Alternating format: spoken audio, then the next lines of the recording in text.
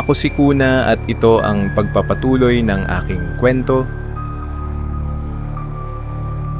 Noong araw na yon, inutusan ako ni Lolo Ponyong na umuwi para kunin ang isang bagay. Bago ako umalis, sinabi niya sa akin na kung sakaling may magtanong o sumita sa akin, sabihin ko lang na apo ako ni Ponyong. Naalala ko bigla ang isang pangyayari. Habang naglalakad kami patungo sa kanyang taniman, itinuro niya ang isang bahay at bumulong. Mga aswang ang nakatira dyan. Hindi ko masyadong binigyang pansin yun noon dahil kung titignan parang mga normal na tao lang naman ang nakatira roon. Pero simula noon, lagi ko nang nililingon ang bahay tuwing umaakyat kami sa bundok. Isang araw habang paakyat kami ni Lolo, may lumapit sa amin na matandang lalaki at inanyayahan kaming magtanghalian. Dito na kayo mananghalian mamaya, sabi niya. Agad namang sumagot si Lolo, oo, sige.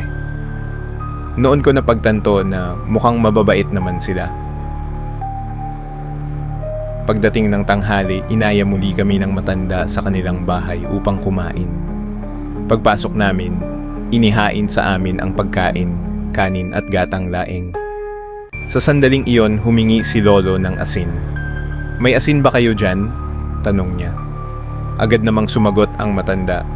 Alam mo naman, Pinyong, na hindi kami gumagamit niyan. Bahagyang natahimik si Lolo bago sumagot ng, oo nga pala, hayaan mo may dala akong asin dito.